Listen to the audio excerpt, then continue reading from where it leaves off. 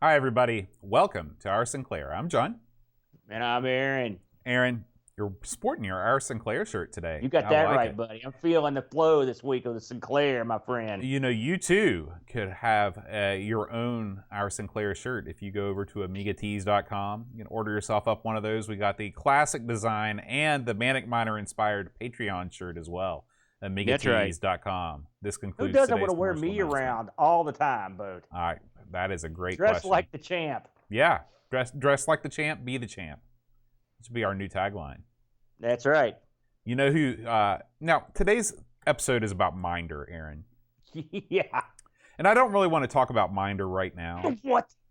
What I'd like to talk about is this sort of like genre of TV show, because this comes from a specific time in TV history where shows like this were sort of common.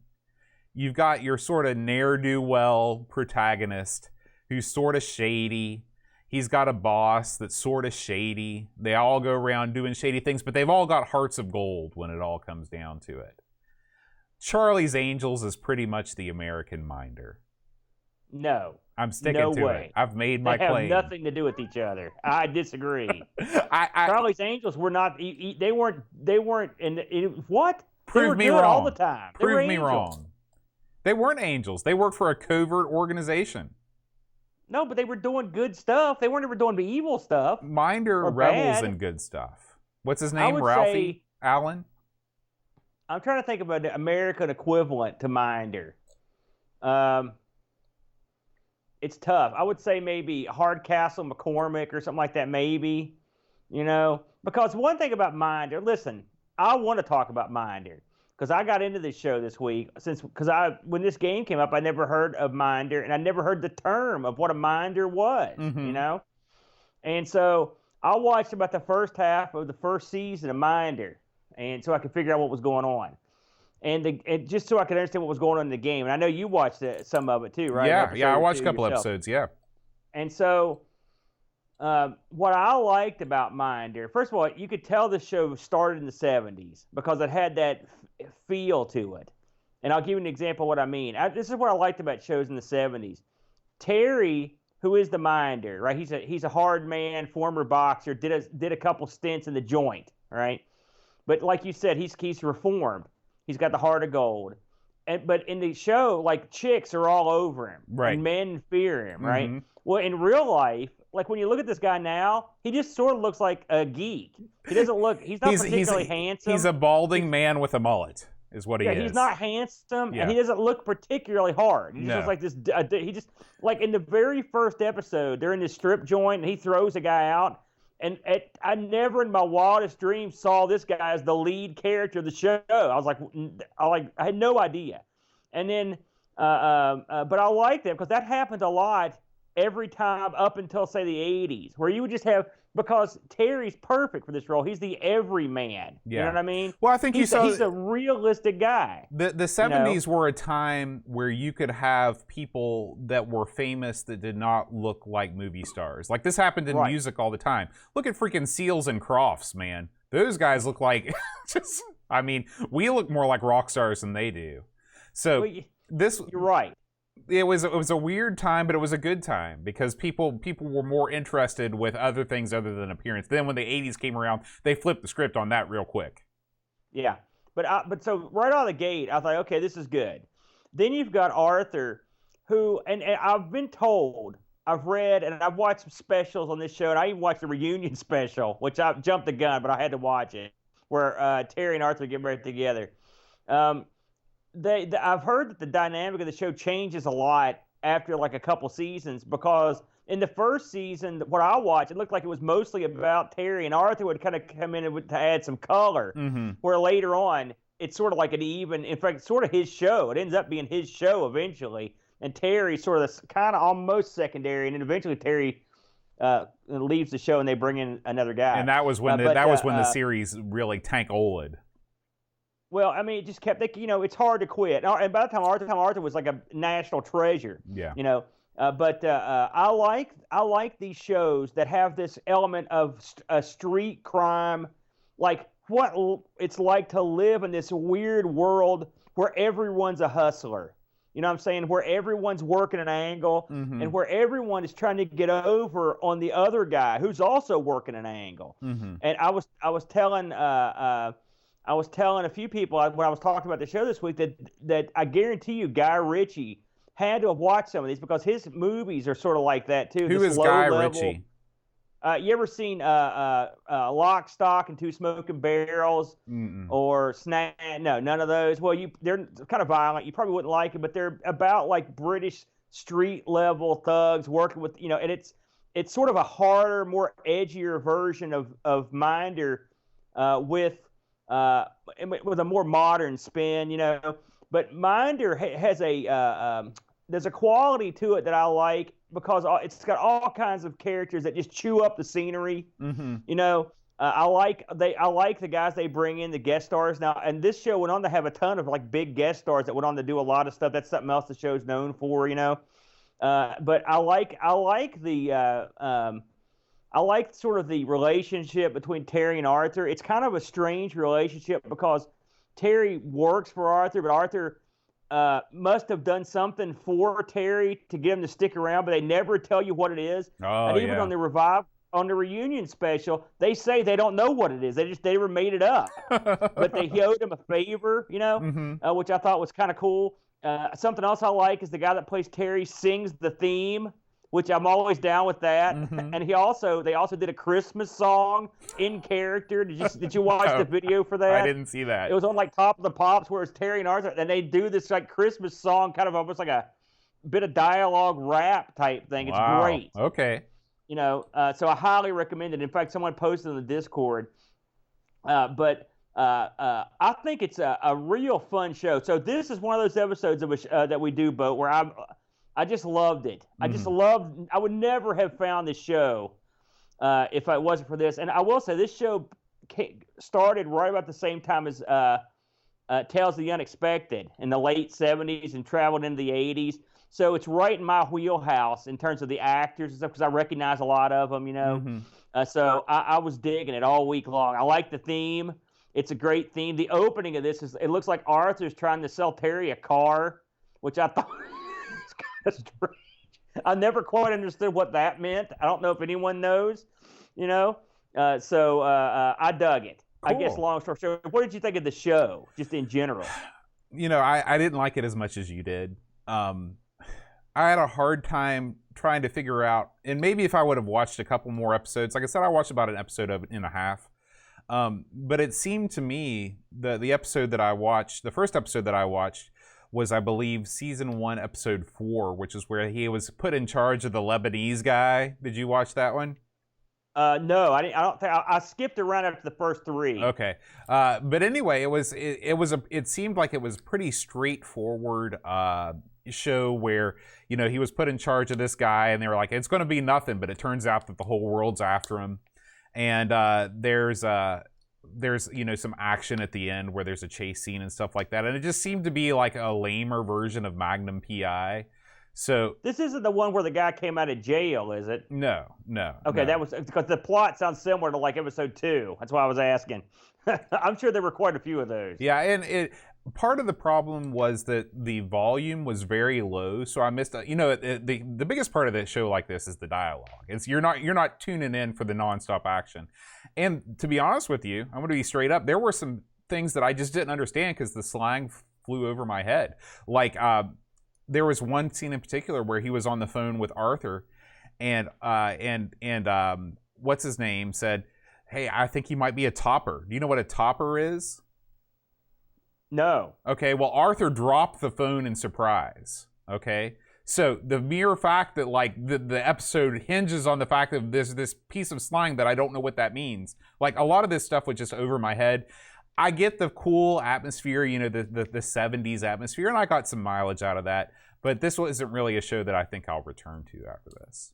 Well, just to fill people in that haven't seen the show again, Minder, it ran 11 series. That's a lot, and 114 episodes. Now, again, some of those episodes, there was a break in between a couple of seasons, and then they actually switched characters. But the original show had Dennis Waterman as Terry, who also sings, and also you had George Cole as Arthur. apparently Arthur's character and Cole are like almost like national treasure level popularity. I read that his character was one of the top, and some of the polls was like one of the most favorite characters in all of British TV. And you could see why, because this guy is the one of the things I like about the show is how cheap Arthur is, and it's a running gag about him picking up the tab for drinks, him trying to he tries to screw everyone out of money. Like there's a scene where he cashes in some money and he tells the teller, he goes, it's all there, 2,000 quid. You don't need to count it, love. Of course, it's 120 quid short. You know, he has to pay her off. Then there's a scene where I saw a scene where Terry was looking at this job board to get jobs, and Arthur's like, you know, you don't need to do this. You're a better man than this. You know, you don't need to be doing that. And he goes, it pains him to see you doing this. And he reaches into his pocket like he's going to get some money out, and he goes, hey, that looks good. He points to the job. I thought that was funny. There's in the very first episode, I don't know if you watch it, where Terry's stuck in a bank vault. He had a date with a stripper, and Arthur came across her. So Arthur's out in the street telling the press that this was his wife and getting money for a secret interview. It's funny. Did you notice? I mean, because the episode that I watched, there was a big scene in like this Swedish massage place where they were talking about like topless assisted showers and stuff like that. And of course, all this stuff is implied. But I mean, I was surprised that they were kind of selling it was there. Okay. Oh yeah. There was nudity. Even in the game, there's nudity. That's true. That's true. So yeah, in the 70s, the rules were definitely a bit looser over there on the British side than the American. You didn't see any of that stuff on American TV. From what I read, they sort of started phasing out the nudity as the show went on. But like, yeah, there was nudity. The very first episode, they're in a strip club. There's a naked chick dancing. You know, so yeah, there's definitely nudity. But I mean, again, that's a 70s thing in the UK. And when you talked about the slang and stuff, you're right. I had to turn the volume up. It was a little dim on the YouTube video. Of course, I don't know how. You could probably get a DVD version. It's great. But the slang and stuff, I'm just used to not knowing what they're saying. Sometimes, like, you know, I remember one time Terry said, "Oh, next you'll be telling me so-and-so's in the stocks or whatever." Right. Well, I don't know who the heck he's talking about because I'm not a British guy, you know. Right. But I've watched enough British shows to where it just sort of like I just sort of either keep on going or occasionally I'll look up to figure out what they're talking about. Yeah. Like I said, I didn't know what a minder was until this week, and that's something I never came across through all the years I've been watching this stuff. So it was nice to see it come down the line here. Mm-hmm. So with all that said, you want to get into it, Boaster? Let's get into it, man.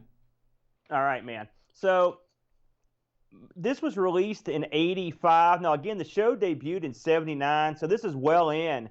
But this would have been right around when this show was peaking in popularity. Yeah, I remember looking at a video or reading something that said that the top year of this show, like the season finale, was in 1986.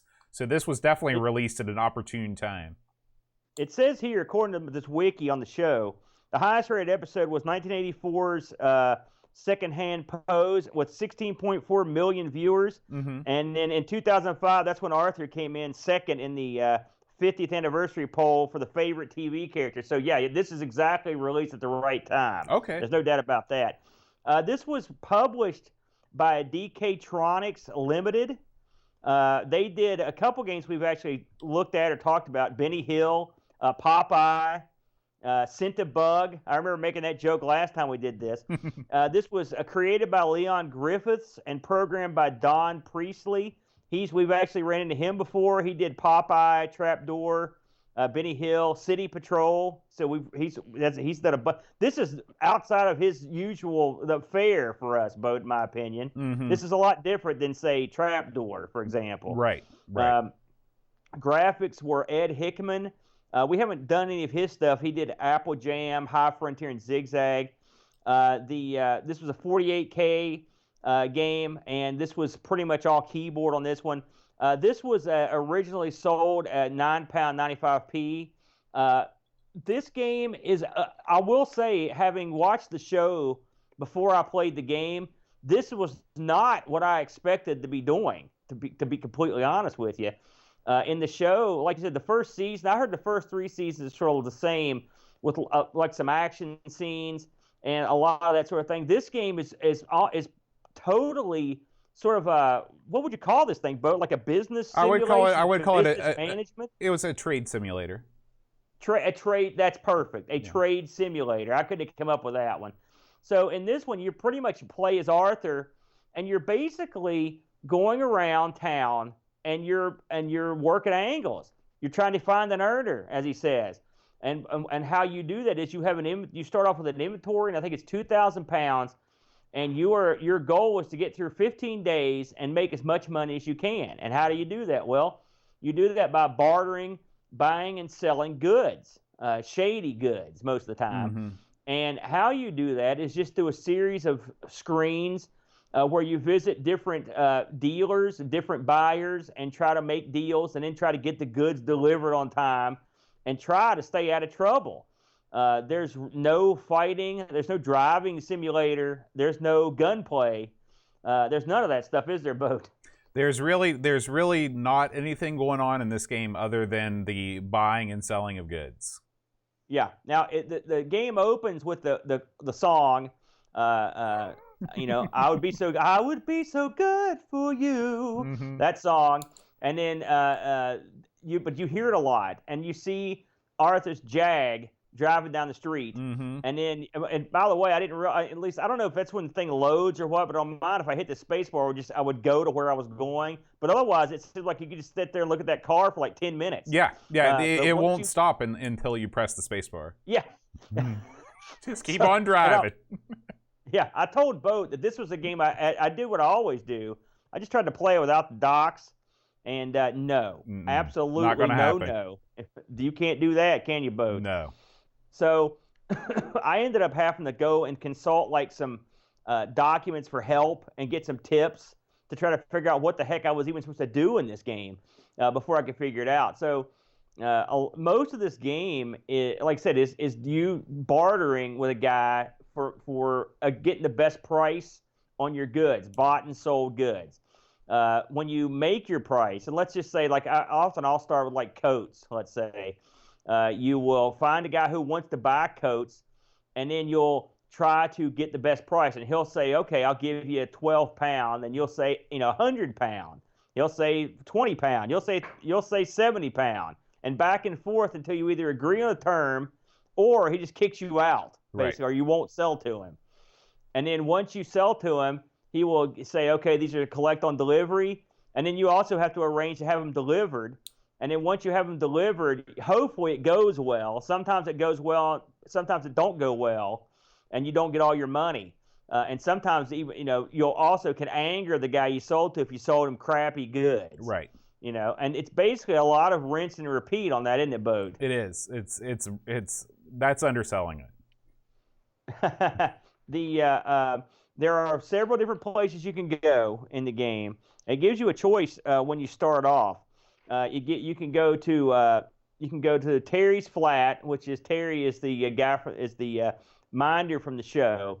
You can go to various different dealers. You can also go to the Winchester Club, which Winchester Club is in the show. That's a bar that the two guys hang out at a lot, and I think that also Arthur's sort of like a partial owner. Mm-hmm. Arthur's got a lot of sticks in the fire. He also has like a used car lot. He also owns that Swedish massage place too. Yeah, he's got. I think he owns what they need that week, basically. Or at least has a stake in it. The bartender is the guy from the show. He's in there, and he always puts your drinks on the slate, which that's a running gag in the show that Arthur never pays his tab, basically for like seasons and seasons of not paying the tab. Mm-hmm. You can go around. I mean, how did you do with this game, Bo? And what were your strategies? I'd be interested to hear because we haven't talked about it before now. Well, what is the strategy? I mean, that I know. Yeah, I was just thinking that when I asked. There is no strategy. The strategy is that you've got this stuff, and you make note of it. You go to any one of these locations. You pick a guy to talk to. You say, hey, I've got this stuff. Do you want it? They say yes or no. Then the guy might say, hey, I've got this other stuff. Do you want it? And you say yes or no. And if at any point either of the parties says yes to either of those questions, then you start the price negotiations. And the price negotiations say, all right, I'll take 30. How about 70? How about 40? How about 60? How about 50? How about 55? Deal. Or at some point, the guy might say no and then walk away. So, I've just explained the entire game. That's it. That's the game. Now, there are random events that can occur. You can get caught selling shady merchandise. Shady defective merchandise. Yes. And you can get hit and go to the hospital and you lose time. You can get caught selling shady merchandise that is of dubious quality and get money taken away from you. At the end of your 15 days, however much money you have is the score. And so there's no way to lose Minder. You're not in competition with any other minders. It's not like there's a league of minders that are all trying to get the best deal. If you enjoy simple negotiating, if you enjoy obscure commands, if you enjoy referring to the documentation quite a bit to make sure that you type things in correctly, you will love Minder. If you enjoy fast-paced action, this is not the Spectrum game for you. If you watched Minder and you watched a car chase, or if you watched the dude kick somebody in the face, you're not going to get any of that. The only person that's getting hit in the face is you, the Minder. So this is another one of these games where it's like, boy, this is something different. It's something different, all right. And it's tangentially related to the show and that there's shady dealings. But yeah, I found this to be one of the least exciting gaming experiences of my life. Oh, wow. A burial. I will say I like this more having gotten into the show. Well, you couldn't like it less. Well, it's a you know what this sort of reminds me of on the Amiga? There's that game Rockstar's Ate My Hamsters. This is totally different than that. That's a better game. Yes. All right. No, that's a better game. But I mean, it's just sort of there's not a ton of action going on, and there's the thing about it is, I mean, and I haven't watched the show long enough to know if like some of the guys you deal with are regulars on the show. I only saw some of his guys, so I think there's some of it probably would help if you were into the show. One of the things that's odd about this game is the way you do the deals by typing in. You have to type in text, like a text adventure. Mm-hmm. And I had to get a big list of the stuff of the things you can type in, but you can actually do some kind of interesting stuff. Yeah. If you can't find a like, for example, if you find somebody looking for a product you don't have, you can ask people that are trying to sell you one thing if they've got this other thing. Right. So sometimes you can work little side deals like that out to try to get what you're looking for. I mean, I'll give it that. I'll give you that. You could also dump, like, which I never did this, but you can dump stolen goods so you won't get nicked by the cops.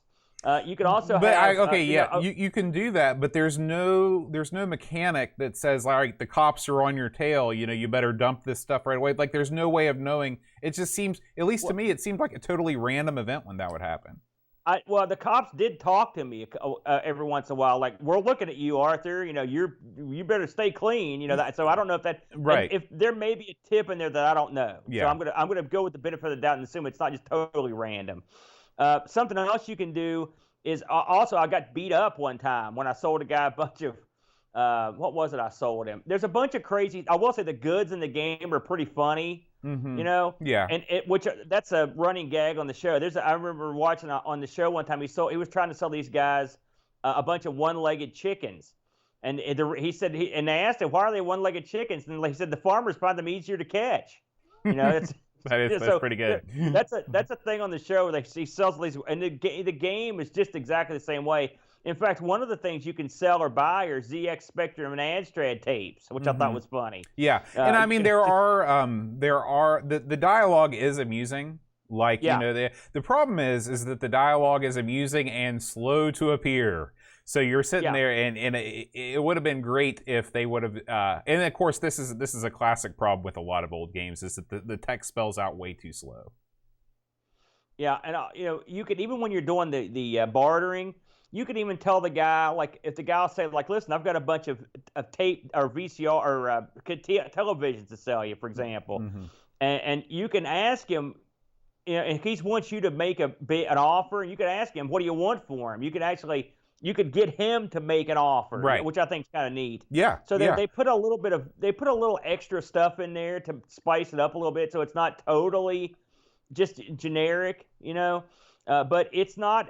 It's funny, like I said, having watched this after watching the first season, where you could see this show was much more based on Arthur. I mean, effectively, Terry's just another face in the crowd here. That was something that I noticed that I was really confused about, because I figured that that Terry was the main guy in the show, because I'd only seen those 2 episodes. So yeah, interesting. Yeah, Arthur became the focal point, or at least the co-focal point at some point later down the line, which is fine, because he's got a great character. But this shouldn't be called Minder, because Terry's the Minder. This should be called Arthur Simulator, because in my mind, this is the crap that Arthur's doing, like when you don't see it on TV, or you just see a glimpse of it. This is his daily life. Yeah, he gets up and runs around town scamming as many people as he can out of the money. But I still thought it was pretty funny.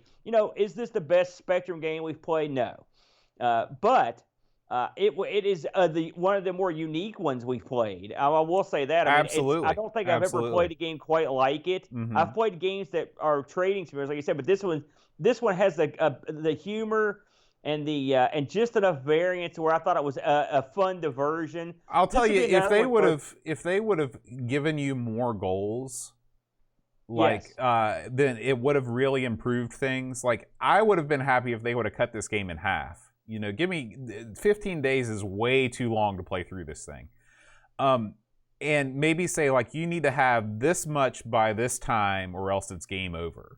Did you ever finish a game of this? Oh, Lord, no. No. No. No, I worked on the same game for a while. I just kept saving it. I never got there's a game on the Nintendo called Wall Street Kid, okay? And it's I know you love that one. Well, it's not a great game. But what it does is it's very similar to this. Instead of buying and selling shady goods, you're buying and selling stocks. But it works sort of the same way.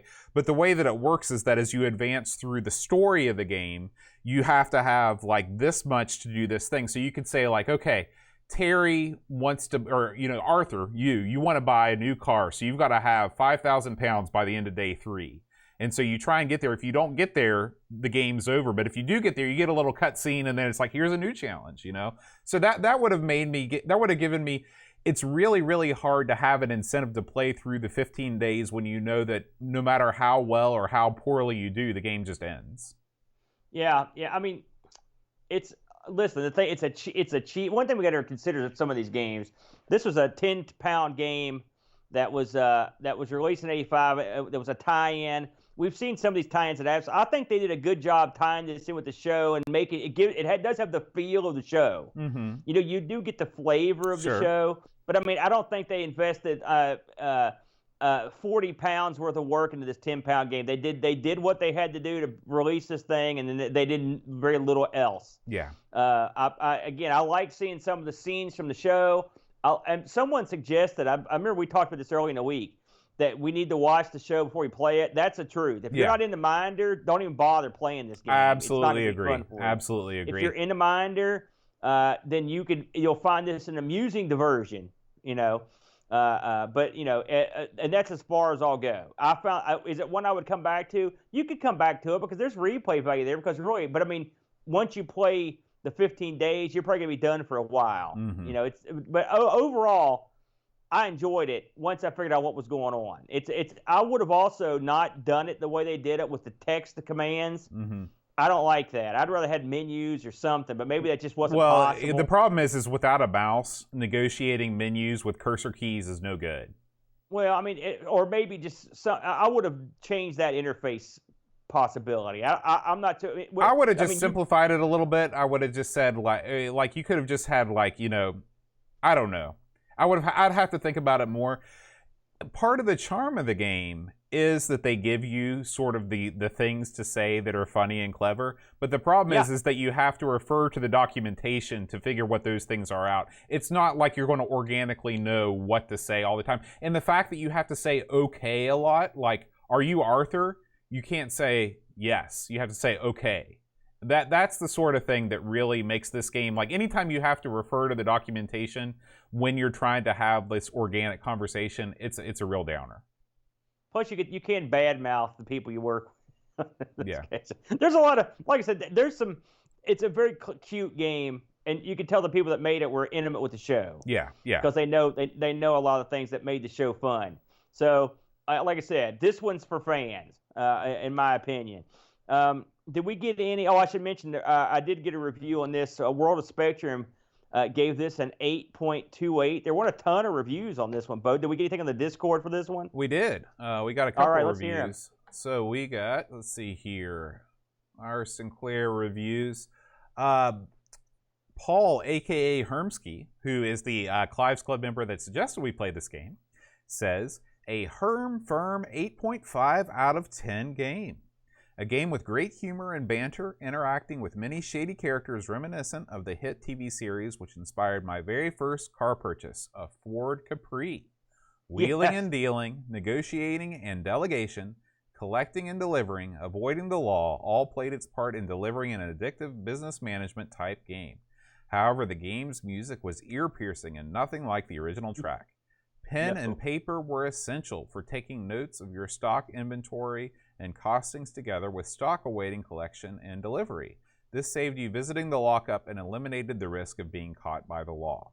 A little weird that you can only get penalized for stolen goods when you're at the lockup. Once you've mastered the commands, it's a great game for its time and once again demonstrating the versatility of the Spectrum. I will say the music is ear-piercing. Mm-hmm. We mentioned earlier, my kid walked in when I was playing this and squeaked. He's like, what is that? And I said, it's a game. And then about 10 minutes later, he came walking in and he was like, I like that music. I was like, I didn't know what to think about him at that point. I did try the Amstrad version of this and watch a video of it. And the music is better, but it didn't look that great to me. Mm-hmm. So I will say I don't know how it plays. Well, if it's a Sinclair Sport or if it's a ZX Spectrum port on the Amstrad, it's probably going to look horrible because they tend to all do that way. Well, Aaron, as we close, we get anything else on the Discord? Well, that was it. That was our only review. Okay, great. I should mention that I did not find any of these on eBay for really? Purchase. So. They've all been bought up by all those binder collectors out there. Hey, maybe so. You never know. Do you have this one in your collection, Bo? That's a good question. I think you've got this one. Once I got past like the 300th title that Raushi sent us, I neglected to keep the spreadsheet up. So yeah, I'll have to look through and see if I can find it. If I do, it's got your name on it. Yeah. I do want to thank all the fine folks that have joined us here in the Twitch chat. We got Hermsky the man himself here with us, Duncan Styles, Mitsuyama, Paul Kitching, I am Dan Forth. Welcome, I am Dan Forth. Paul Kitching, Pixels at Dawn, Edvin Helland, L. Curtis B, Polyester Links, Duke L.H. Hudson, L. Hudson. So thank you guys. We appreciate you being with us here on the show. We do tape our Sinclair every Friday evening. Feel free to join us on twitch.tv/Amigos Retro Gaming. We want to thank all our Twitch subscribers. We've got G. Vebke, Chris Folds, Judge Dave, Spy Hunter 2016, Spy Hunter UK 2016, Frodo NL, The Slow Norse, Darkwing 602, Honored Shadow, Go Sub, Mitsuyama, Johnny Renegade, Wing Chun Wolf, Buck Owens, Still Adolescing, Retro Jerry, Creepy Dead Boy, Rushi MSX, and Christian Roussel. Thank you guys, and I believe that I am Dan over there, who just joined us today, is also a recent Twitch Prime subscriber, so thank you very much. Thank you, guys. And finally, Aaron, this show would be nothing without our Patreon supporters. I thank them by name right now. Mark Downey, Hermsky, Andrew Waite, Cap'n Crispy, Laurent Giroux, Gary Heather, Eric Nelson, Harbo Knott, Graham Vebke, Frodo NL, Tapes from the Crypt, Pixels at Dawn, Chris Folds, Paul Bossman Harrington, and Christopher Hassal. Thank you guys so much for supporting our Sinclair. Aaron, next week we're going to play a new Spectrum game. This game just came out last year. Oh my. This was suggested by a Clive's Club member, Frodo NL. And as always, if you are interested in becoming a supporter of our Sinclair, you can just check out patreon.com/our Sinclair. We're going to be playing Drift. Remember seeing this game, Aaron? Drift. I don't, but I really don't. This is very graphically impressive. I remember when this was all the rage last year, so I'm really looking forward to this one. And who suggested this one? This is Frodo NL suggested this. Okay, it's very exciting. You said Minder was suggested by Hermsky, is that right? Right. I want to give Hermsky a special shout out for introducing me to this show. Absolutely. Because if it wasn't for your pick, I would never have found this, and I have enjoyed it beyond your belief. And so I'm looking forward to next week's game to play. It's been a while since we played a new game on the Spectrum. What was the last one we played? Vicar? No, that was like episode 2. We did the Haunted Mansion. We've done a couple. Mansion. Yeah, that's right. I forgot about that one. Yeah, so it's neat to see these new ones. I'm very excited about that, Bode. Absolutely. All right, guys. Thanks as always for watching. We'll see you next week. Until then, rewind tape and press play.